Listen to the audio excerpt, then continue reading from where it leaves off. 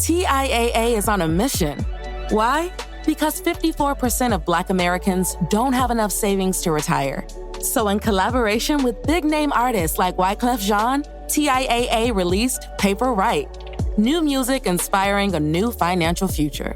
With 100% of streaming sales going to a nonprofit that teaches students how to invest. Stream Paper Right now and help close the gap.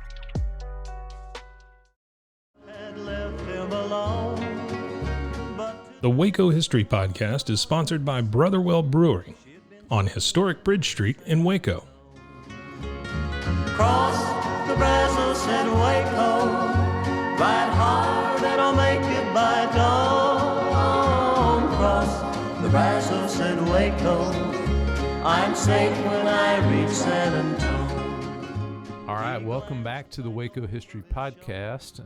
This is an episode that I've wanted to do for a while. In fact, we're currently recording at the Webster Avenue location. I was just told this is the last podcast that Rogue Media Studios will have at the Webster location. And next door to the Webster location is what we're going to talk about today, which is Evangelia Settlement, which is on 12th Street between Clay and Webster here in Waco. And I've brought in an expert who's done a great service to the city by helping get a historical marker for Evangelia Settlement that was put in last year. So it's one of our newest historical markers here in Waco. And it's Buck Cole from Austin. Buck, thanks for joining us today. Nice to be here, Steve. Yeah. So, Buck, I want to hear your story at some point. I know your story intersects with this broader story that we're talking about, but when I begin to try to give listeners an idea of what we're talking about, if you could kind of educate folks a little bit on the settlement house movement and what were some of the goals and populations that it was addressing. Well, the Settle House movement was a movement to try to address the ills of the Industrial Revolution, the urbanization, the black urbanization, and the things that sprung out from that, like children on the streets with nowhere to go, alcoholism, women working in sweatshops and all that kind of stuff. And about 1880, Jane Addams and people like her, she was in Chicago and she looked around and she said, we have to do something about this.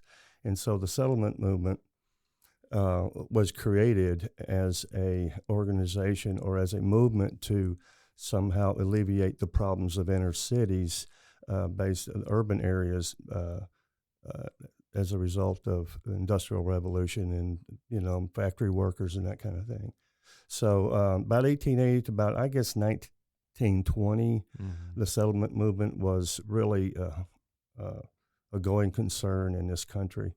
And from that movement, two young teenage girls in Waco decided to make their mark in the movement, and that's what they did. Well, I want to talk about Waco. So, as you said, this is aimed at usually immigrant populations or the working poor. That's correct. And it is generally social or education programs, primarily to alleviate the conditions of the poor. That's correct, and it always had a religious component. Yeah. It always had an evangelical religious component, and that was really the catalyst for a lot of it.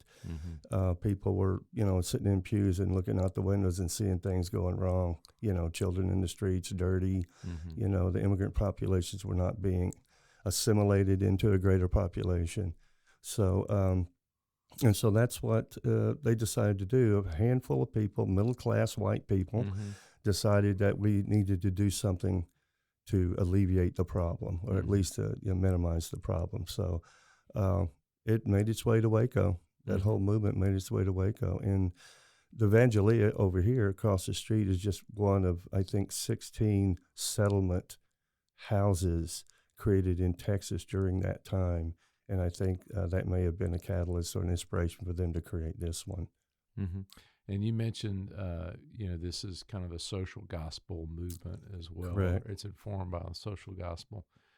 but it also allowed, in general, kind of women to have a role. That's correct. Mhm. That's very true. As a matter of fact, it was the Evangelia across the street was actually created by two teenage women in church when they heard a preacher, and it gave women really something meaningful to do other than be the domestic queen of the house. They can get out and actually make a difference in the community, and I think that more than anything else maybe created this movement across the country. Yeah, and we're talking about an era, pre-suffrage. Women don't have Right. the vote yet, Right. but it is kind of a realm where they can kind of exercise their own agency to alleviate and help. That's others. exactly right. And a lot of Yeah. these ladies were educated. Mhm. They went to college Yeah. and they other institutions, and they're just chomping at the bit to do something other than sweep the floor or do whatever they wanted to do. But these two young ladies here, they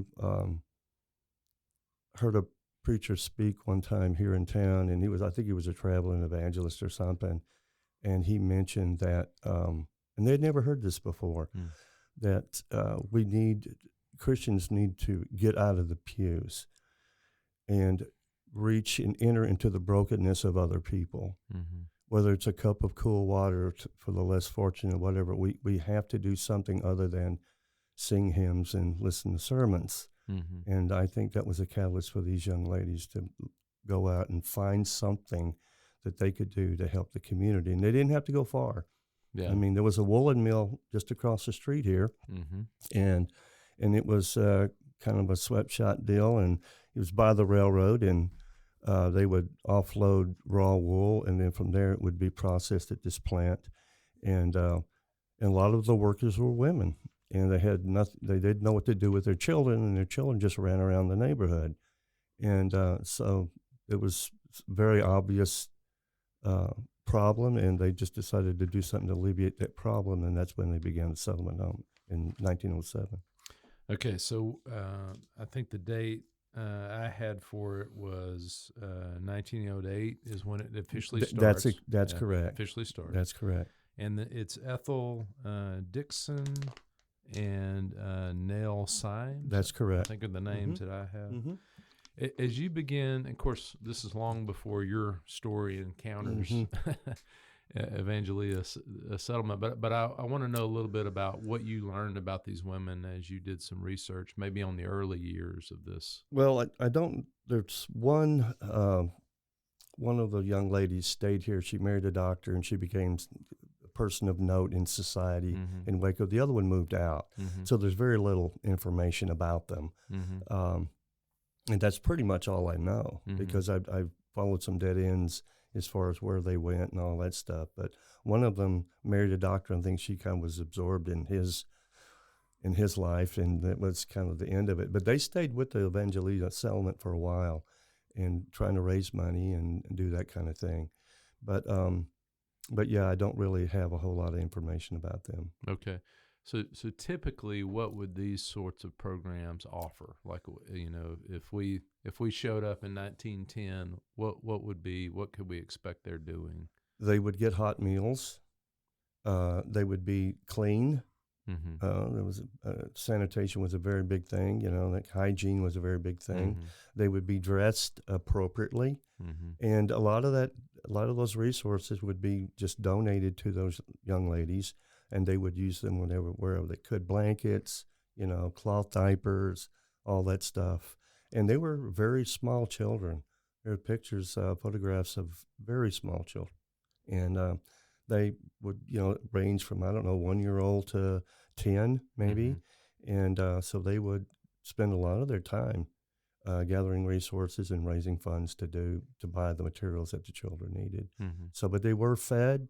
They were watched, which was huge. Yeah. Run around on the streets. That's what they used to do and get in trouble. Some were lost.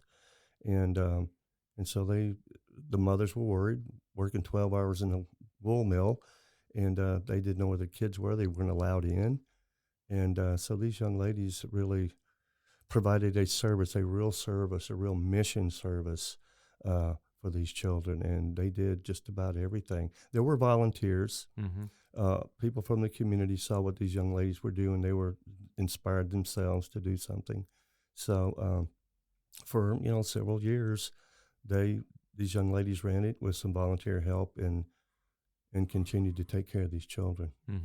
So they're doing some, I would suspect, with the social gospel roots of this. They're doing some religious education, probably too, mixed with classes on hygiene. And patriotic education as well. There's a photograph of them, all of the children. I guess there's 50 of them maybe in this photograph I have, maybe 40, 50. But they're all dressed in white. There's an American flag there. They all have their hands over their hearts. And they look absolutely happy. They look clean. There was a conflation with patriotism and religion. This is kind of an American thing. And so they were given religious instruction along with the regular schooling, reading, writing, arithmetic, that kind of thing.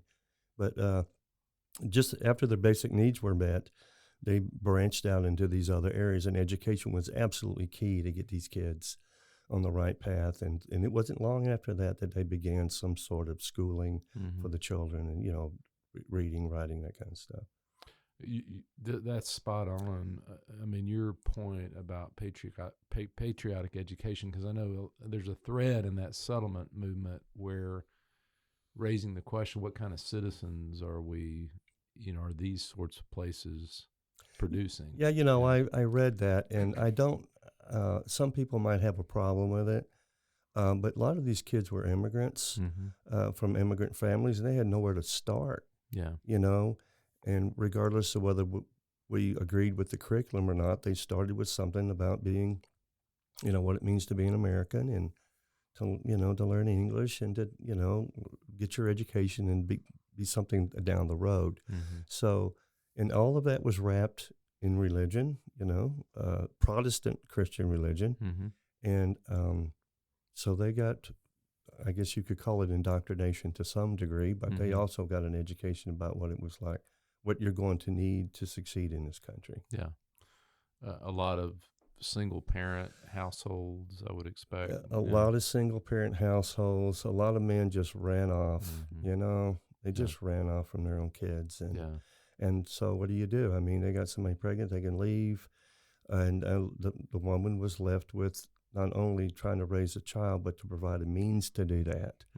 And the woolen mill provided that means. It was a tough job, long hours, but what do I do with my child? Yeah. And so Evangelia is the first daycare in Waco of its kind, where they take care of kids full time.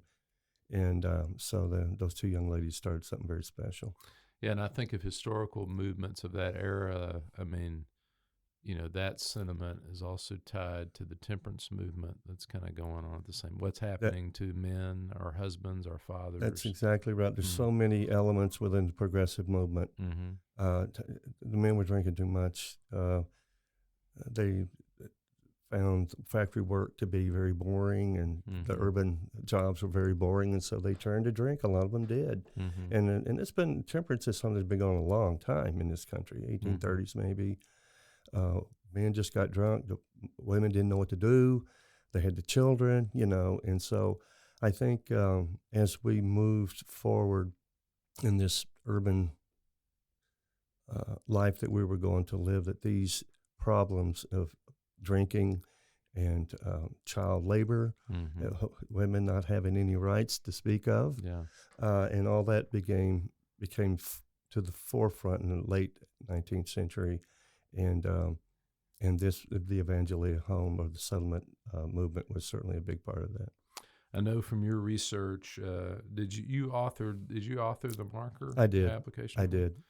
So I know from your research you found that by 1920 they were able to move into a larger kind of two-story structure. That's exactly right. Where the red building is now, that's where it was. Okay. And then that was built in about 20 years after, and they had made accommodations for these kids, but it was just kind of piecemeal. But by 1828, they're was a house there large enough to accommodate a lot of children. And we have a picture of that with the kids in front. That's the one I mentioned earlier.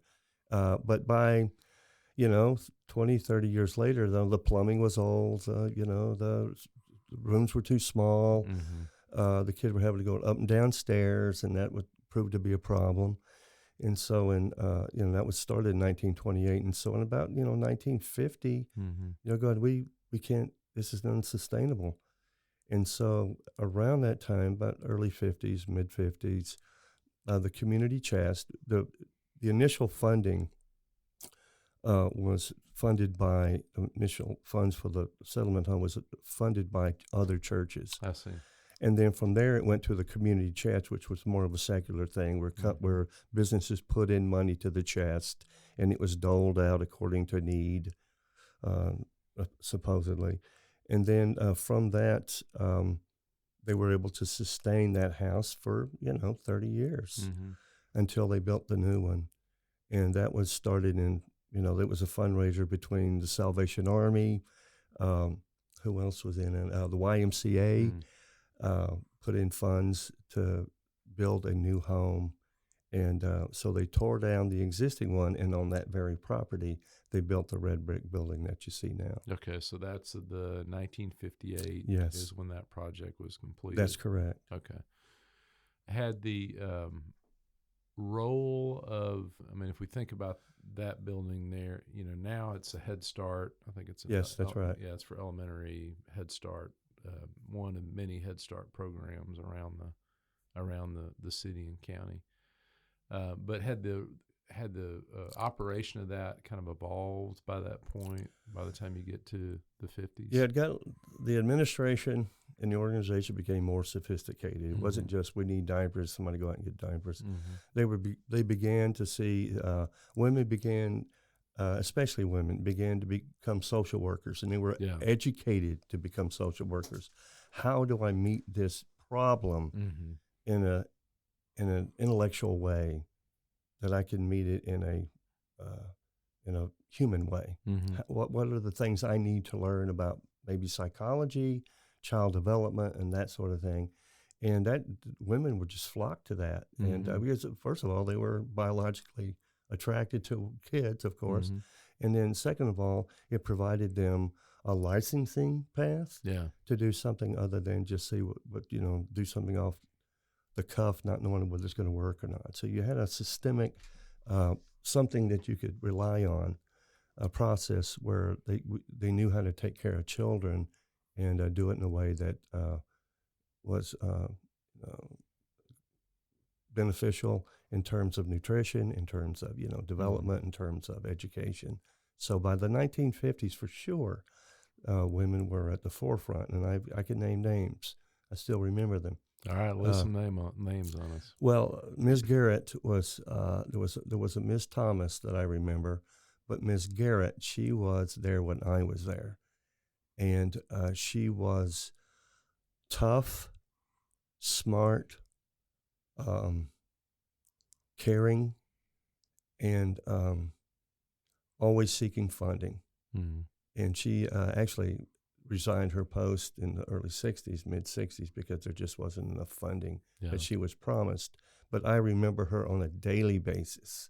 She would line us up, and before we walked to Sol Ross Elementary, and she would put us in front of the mirror, and she would say, "What's wrong with you? What can you improve? There might be egg on your face. Your shirt wasn't tucked in. Your mom needs to wash the jeans or whatever." But she instilled in us a very basic understanding of not just hygiene, but the way you present yourself in public was absolutely paramount to your success. And she would give us those little, not just put us in front of the mirror and say, "What's the problem here? You tell me." But she would also give us these little life lessons about how, if you're going to succeed in life, it's not about you. It's about the way you conduct yourself, of course, but it's also about the way you project yourself to other people. So every morning before we walked to Sol Ross, she would line 15 of us up, 20 of us up. And I remember getting in front of the mirror, and she says, Buck, what's wrong with this? And everything was wrong. I had a rip in my shirt, and she said, tuck that in, make sure that your belt shows. And that's the first real moment that I became self-aware of what I needed to do as a human being. Wow. And I'm like 7, Yeah. something like that. So though she's not the only one. Miss Garrett wasn't the only one. There were other women. The women that we had at the Evangelia, which was all women, by the way, they were our role models at a time when, women were not expected to be a role model. They were expected to do other things, but you looked up to civic leaders and mayors, and who were always men. But I, from the 4 years that I was there, became aware of just how we're creating a country with one arm tied behind our back, because these women were absolutely brilliant, tough as nails, and tireless. They worked without complaining, and I kind of carry a little bit of that with me, the instructions and the messages of what it means to be a viable citizen in a democracy. So I know that sounds grand, but I look back on it now, and I see that we all of us learned something when we left the Evangelia. We were better kids than when we went in. Yeah. So. Well, I think the spirit here is uplift, right? Yes, absolutely. Yeah. Absolutely. Well, let's back up a little bit, Buck, and kind of give me some of your family background and kind of how your family encountered the mission of Evangelia. Okay. My mother and father married in, 1950 or 49, and they had 3 kids. And over time, mother was victim of domestic violence, and it was bad. Yeah. And my brother and my sister and I saw it firsthand. And he moved around a lot. My sister was born here in Waco. My brother was born in Pasadena, Texas. He took a job in Louisiana, and I was born there, regretfully. And everybody, my family still bothers me about that. Yeah, about your citizenship is I off, said, you're born on the other side of the Sabine. You need to shut up. And when we were living in Shreveport, Louisiana, and Brother was cooking on a 1-burner stove, and he's gone somewhere. He kept us alive barely, kind of, And then one day, one afternoon, he was particularly bad, and he went to work. Went back to work in the afternoon. I remember it being afternoon. And we had one car. He had the nicer one. Mom had one car. It had one headlight. It was a old Dodge, old green Army-looking Dodge, and a hole in the floorboard. And when he left, Mother went to the bedroom and came out with a jar of change, pennies, nickels, and dimes. He wouldn't let her have any money, but everything Mother had, she'd put it in here. And she had obviously planned this. And so we packed a suitcase each, and she put us in the car, and she said, we're going to go to Waco. And so we got in the car. My brother and I were in the back seat. That's where the hole in the floor was. And we were just mesmerized by the road going by, and she kept knocking us back away from it, and my sister was in the front. And every time Mother would stop to get gas, she would count out change to the gas manager, and she would keep looking down the road thinking he's gonna follow us, And so anyway, so no telling how long she had been setting aside. Yes, change. There's no, I have no idea. But we got close to Waco, and there's one headlight, and it got dark, and the light went on behind her, and it was a highway patrolman, and he pulled us over, and she rolled down the window. She said, kids, I want y'all to be quiet. And he said, Keita, that's my mother's name. And she said, yes. And she looked at him. He had the flashlight flashed on himself, and it was her cousin. He's a highway patrolman. And it's just one of those things in life that you just can't understand. You just got to believe it.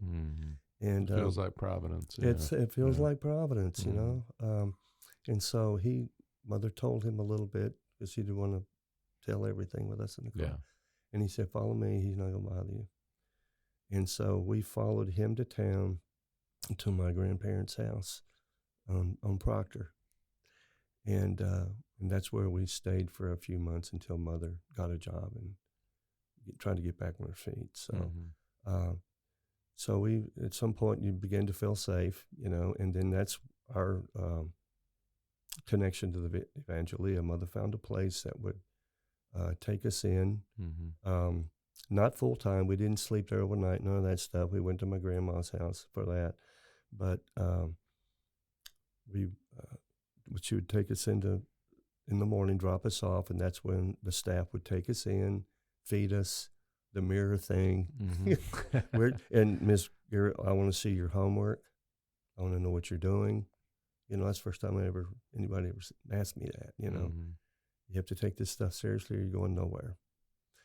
And so that's the way it was. And then we'd go to school at Sul Ross. I started first grade, went through halfway through fourth grade. And so we'd come in the afternoon. She would ask where her homework was. We'd show her. And then our mothers would pick us up. There was I never remember a man picking up a child. I remember it was all mothers. And then we get in the car and then go home. And so Mother rented a place in North Waco because a few months with my grandfather was a little too much. So she found a job at Lone Star Gas Company. Okay. As a dispatcher. And that's what she did. And she was making some money. And she lied to my grandfather about how she could make it on her own. And Mother lied with the figures on the table at the Italian Village restaurant. And she told me the story over and over before she passed. And he said, well, I guess you can.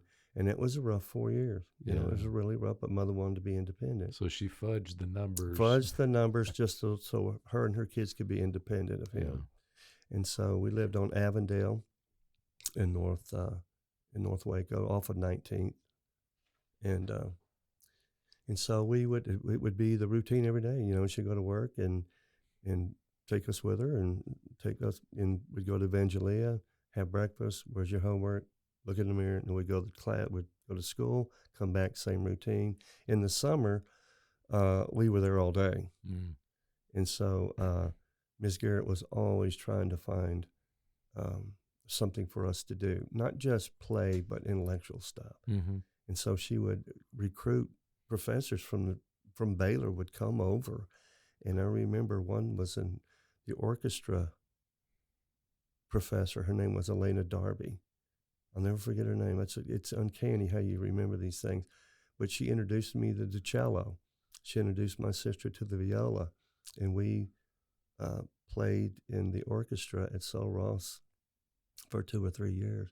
My biggest regret is I didn't keep going because I fell in love with classical music after that. But it was a time but no one felt sorry for us. You see, no one, and that's the thing that I get from that. No, we're never abused. It was stern. You did your time in the corner, you know, but no one was ever abusive. But you learned that routine matters, that discipline matters, and I learned that early on at Evangelia, and through my mother, she was the same way. One thing I'll never forget, one incident, is that we got in the car to go home, and Mother said, I need to go inside. And I said, well, I need to use the restroom. So we went inside. And when we got out, I noticed Mother was in Miss Garrett's office, and she had her checkbook out. And so I went closer to the door and sat in the chair by the door just to hear the conversation. And Miss Garrett told my mother, said, Keita, you don't have to pay anything. You know, this is free. And my mother with the checkbook out, and I know how we just lived hand to mouth. And she told Ms. Garrett something I'll never forget. I can't take this for free. You know? And that was kind of the ethic that I came from. You know, just not you don't just take only when you have to. You give back, you give them something, you know. And I've never forgotten that conversation. I was maybe 9. And I got in the car before she showed up, and we went home. And she remarried in 1965, I think. And then we moved to off Highway 77 in Robinson, Meadowbrook Drive. It's just across the street. It's just across the street from the new University High School. Yeah, that's where I grew up. Okay, From I know what that is. fifth grade through high school, and then from there I went in the military. And so, so what years were you at Evangelia? 1960 to 1964. Okay, I was 6. My sister was 7. My brother was 5. I see. So I'm assuming the summer was also reading programs. Yes, they had reading programs, and they introduced, for some reason, I don't know why, they came over and the people at Waco ISD, and they gave me these battery of tests.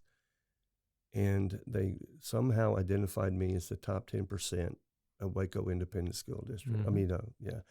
And so my reward for that was 3 weeks of summer school that they called enrichment. It's to a 9-year-old, it's summer school, but it was enrichment. It felt like punishment. It felt like punishment, But you know what? Baylor professors volunteered to show us around the campus. We took classes at Baylor. I took a class in the Civil War. I took a class in botany. I took a class in, I don't know what, English literature, which I just fell in love with. And but that was the first year. And so it wasn't just, us messing around. We actually had structure during. My brother was playing baseball. He was doing other stuff, but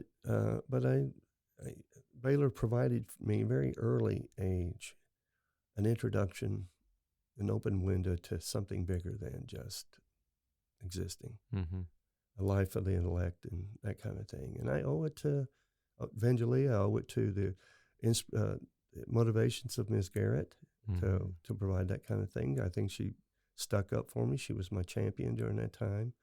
And so, yeah, I have, except for the want part, which will stay with a kid for a while.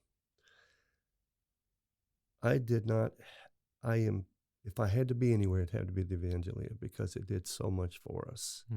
And Mother would tell you the same thing if she were here. Yeah. Well, and your mother, I mean, what a remarkable Mom was woman. the hero is my hero. And it's very obvious, but she quietly did her best to keep the family together and keep us clothed. And there were times when it was tough on her, but she couldn't, My brother and I had, I think, 4 shirts together and like 4 pair of pants. And we were very creative with making sure that our classmates didn't know we wore the same clothes every day and week. So would y'all change So out? we changed that. That's what we did. So we'd put it all on the bed, and he'd say, "Well, I wore this yesterday. You can." That's the kind of game we had to play, But Mother did her very best, and sometimes it fell short. Yeah. But she was still striving to give us everything that she had. So I'm very, very beholden to that. So I know you were very young, but one thing I get asked is to kind of do Waco history talks, and sometimes I say, well, what perspective do you want it from? Because that'll change which history I give you based on whose perspective you want. And so I'm thinking of, that era, being a kid, there's not a lot of government programs to assist. I mean, what are memories you have for kind of navigating that space in Waco in that period? What did your mom do to kind of get by and to survive? Well, she sold other products. She sold Reader's Digest. She sold women's bras.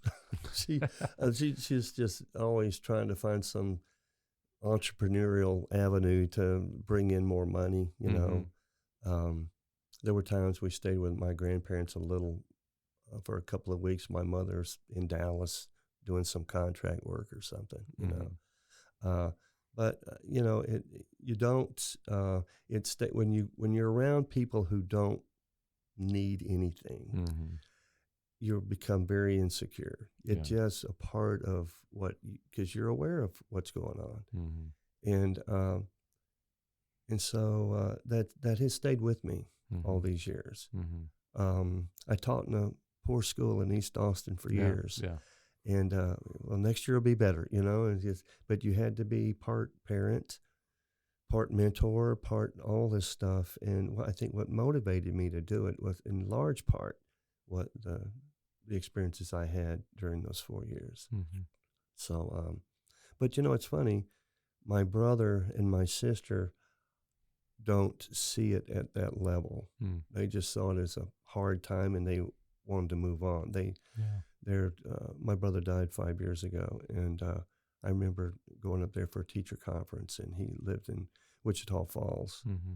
And he said, I told him about what I was going to do. I said, Tom, I think I'm going to write a historical marker for the Evangelia. Why would you do that? You know? And I know where he's coming from, because he doesn't want to be reminded of it. You know, and so I respected that. And I just kind of moved on, but I had made up my mind by that point that that's what I wanted to do. But my sister was kind of the same way, you know. So, but I would pass it going through town, and I'd make a side trip to see what's going on. And just to see how it is. And so the catalyst for all this was I did want to go to grad school. I was 58 years old.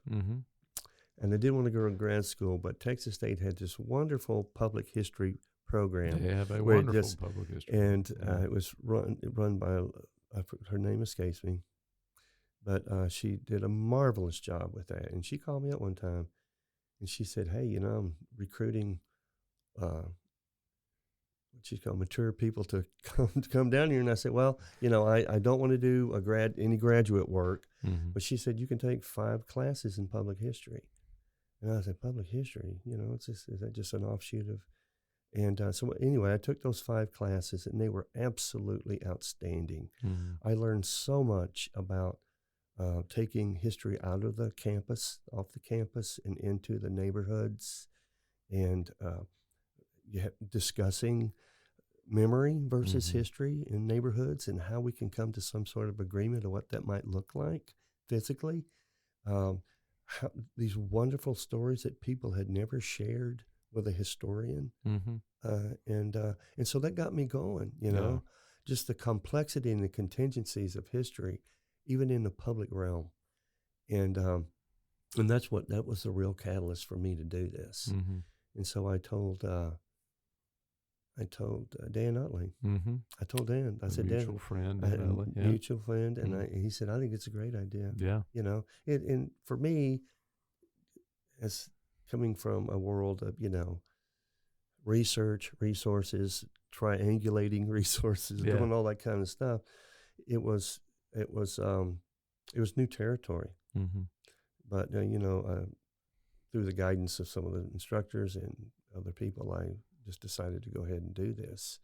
And so the first thing I did was I went over to the Texas collection. I went online and saw where the Evangelia, some of the stuff was. And Jeff Hunt over there, I called him up. I said, Jeff, this is who I am. I grew up across the street, and I want to do a marker for the Evangelia Settlement. Do you have anything? He said, yeah, I think we have some boxes, you know, and there's more than I thought.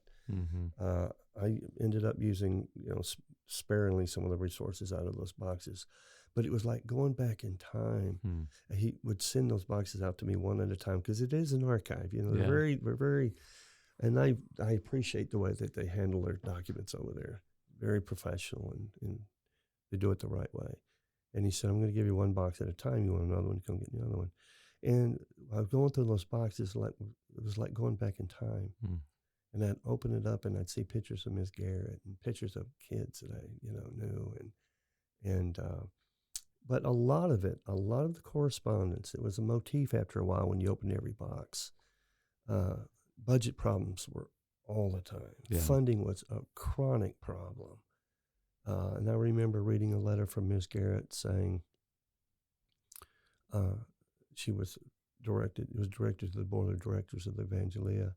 And she said, "You promised me an old station wagon. I can take these kids to places around here. And I'm not, you're not giving it to me." Wow. And I just would like to know why.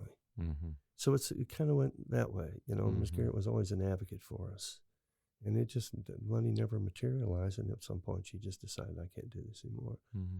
But then I also ran across a oral history.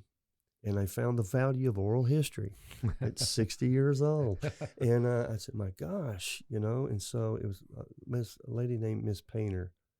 And it wasn't so much the answers, it was the questions she asked. Mm-hmm. The questions are so important. Mm-hmm. But through reading the transcript, I gained such insight into the Evangelia in the 70s. Yeah. And what was going on. They, by that time, had increased the franchise. I never saw an African-American child or mother when I was there. Mm-hmm. This was for white people, if I can say that. Yeah, sure. And so by 77, it was beginning to change. It was children who needed help, that's what they looked at it. And I was very pleased to see that, pleased to read that. Mm-hmm. And she was talking about really the same kind of problems that we had encountered in the 50s and 60s. So something had to happen. The funding began with churches and local people, and then from there it went to the community chest business, and then from there it went to the United Way. Yeah. And after a while it went to the federal government, And so they found a funding source that wasn't ideal at the end, but the government did provide, did step in to the void for material stuff and did provide food and clothes and that kind of stuff. Mm-hmm. So I think we should be grateful at that end. But I always saw it as a local problem, instead of a federal problem. Yeah. And so I was kind of shocked that it ended up that way, But, yeah, and I guess one of the problems with that is community ownership of it, and attachment to it, and investment in it. Exactly. Mm-hmm. Exactly. That changes. Yeah. But I did, and then in 2007, I think they lost their accreditation or whatever it was, and then I think Head Start bought it. Mm-hmm. Economic development folks here. Mm-hmm. Dorothy Marstoller was absolutely crucial over there in helping me get this thing done. Great. And she was really wonderful. But I had problems with the process. Mm-hmm. Once I sent my first draft to THC, we got into, things about word usage and the way what I'm saying and not saying and that kind of stuff. Mm-hmm. So the folks over there were really nice, but we went back and forth. It's a slow process. Oh my gosh, Yeah. The terminology is everything because it's going to be. One of them said over there, Buck, we're going to put this in metal, so we have to make sure that it's. And so I learned a lot through that, Mm-hmm. and then just as I was approved, a year later. 2020, I think, something like that. The Texas Historical Commission lost their contract with the foundry. Yeah, and there's one foundry There's that one produces those. That's things. and they Yeah. I couldn't believe my luck, you Yeah. know, and so it took them 6 months to find another one. Yeah. In the meantime, my application and historical marker was just backed up with everyone else's, Mm-hmm. and so it took a long time for them to catch up. Yeah. And so I would almost weekly, and Bob Brinkman and the good folks over at Texas Historical Commission in Austin, they were so patient with me because I know I pestered them at least once a week to tell me where I was on the list. Mm-hmm. And so it slowly but surely it came about, and they said, just go into the foundry. And so at that point, during the application process, it was actually a program called the Undertold Marker. Undertold stories. And it's, so this is for stories like the Evangelia that kind of fills in the gaps of our history. Mm-hmm. And it was free. Yeah. Yeah, they got the funding somehow. I think it's through sales of something, and so Bob Brinkman said, I think that this would be something that we could do. Mm-hmm. And so I always thought of historical markers as something disastrous happened, a battle, something blew up or whatever. Somebody got shot. And, and it's this whole coming together of public history and my knowledge of that and being able to see the histories comes in different forms. Well, it's a great gift to the community that you did it. And I encourage folks to go by and take a look at it. So I did want to go back and ask one question. Sure. As a elementary school student that got in trouble a lot, you said such nice things about your instructors there and your mentors there at Evangelia, but discipline was probably a part of the program. I would imagine as well. Yeah. Yeah. But I remember getting in trouble. I did. We would cut. I don't know what we'd know. We actually didn't cut it.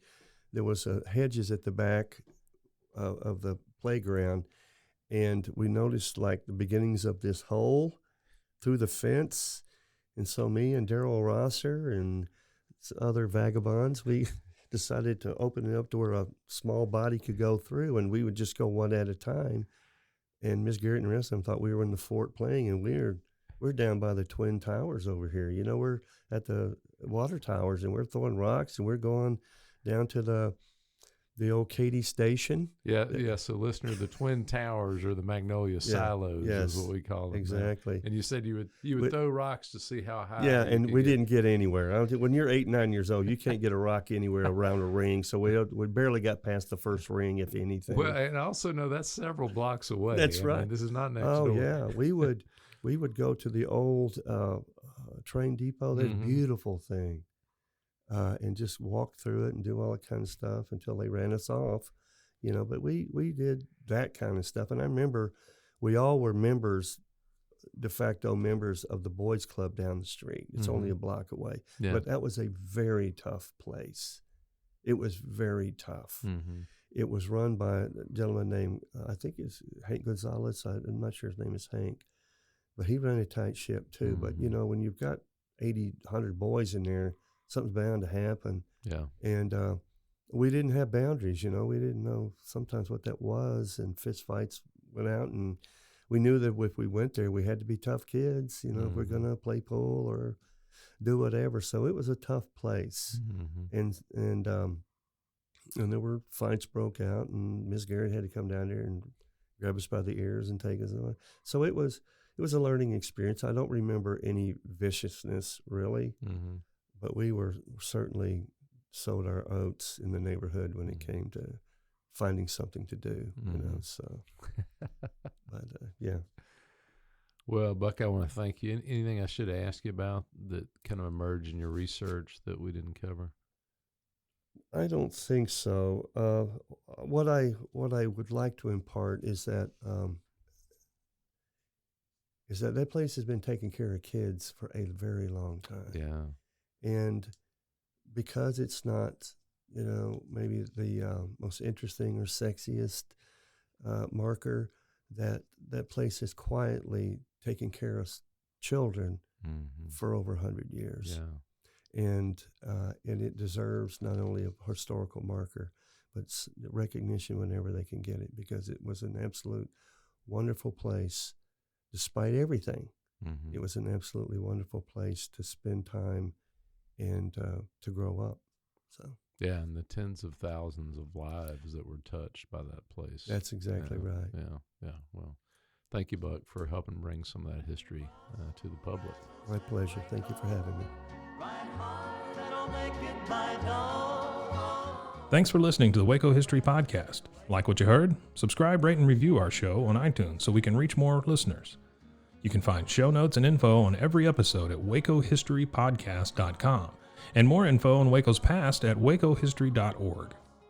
Our theme music, used with permission, is Cross the Brazos at Waco, performed by the late Billy Walker. For more info on Billy's music, go to billywalker.com. Thanks for listening. We'll see you next time.